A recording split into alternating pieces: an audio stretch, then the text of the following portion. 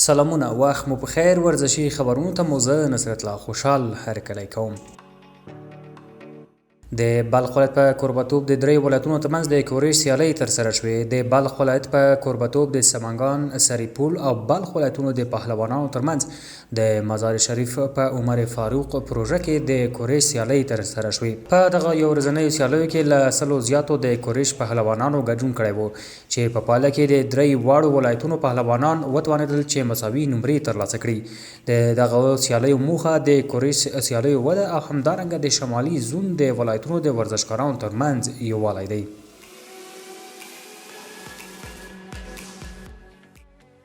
د فاریاب په میمنه ښار کې د درې ولایتونو د ورزشکارانو ترمنځ د کورش سیالۍ ترسره شوې.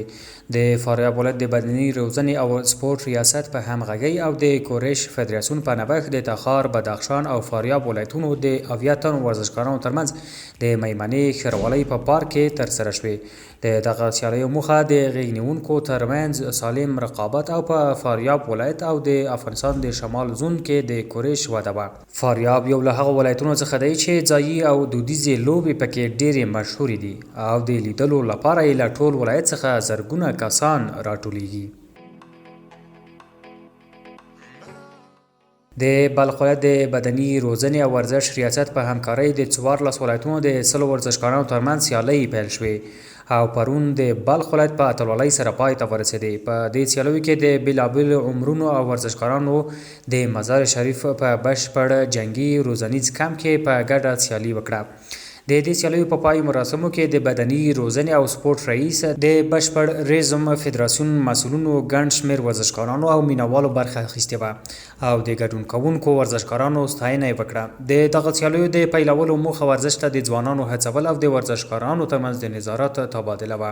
په دې وروستیو کې د افغانستان ورزشکارانو د ډېرو نمرو په ترلاسه کولو سره لومړی مقام، د جوزجان ولایت دویم او د تخار ولایت ورزشکارانو دریم مقام خپل کړ.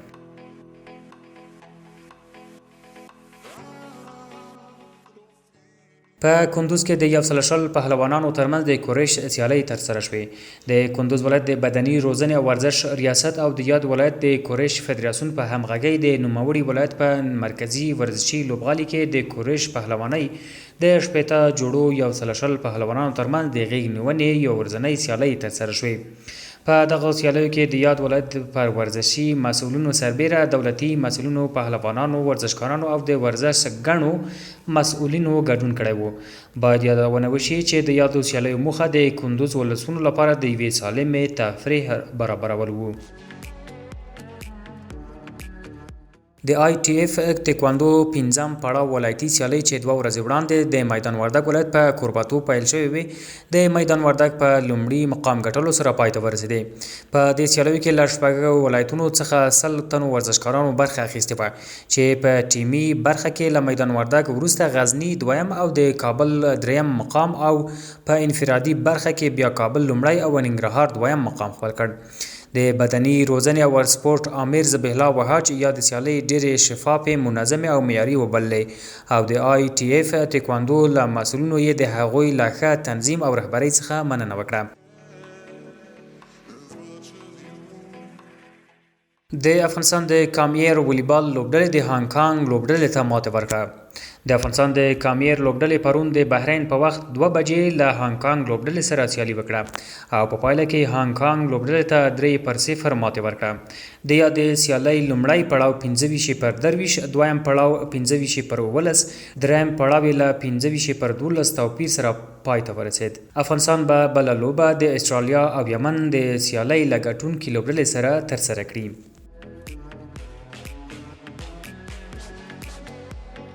د راپورونو له مخې ریال ماډرید د چمپیونز لیګ د نیمه پای لوبې په دویم پړاو کې د ښار په وړاندې د 4-0 په مقابل کې ماته وخوړه. د ریال تر دې سختې ماتې وروسته د فصل په پای کې د انسلوټي د ګواښه کېدو په اړه ډېر خبرونه خپاره شول. آس ماډرید مجلې له خپلو کارکوونکو څخه د یوې نظرپوښتنې په کولو سره د انسلوټي راتلونکي په اړه وپوښتل. د نظرپوښتنې پایله په زړه پورې وه ځکه چې د ریال 83% مینوالو غوښتل چې ایټالوي روزونکی پاتې شي. له بلې خوا 36 سلنه غوښتل چې انسولټي ریال ماډریډ پرېږدي. د ښار په وړاندې د سختې ماتې سره سره د ایټالیې مشر روزونکي په تیرو 2 کلونو کې ښه لوبه وکړه او ریال د لالیګا او اروپا اتلولي یې جوړه کړه.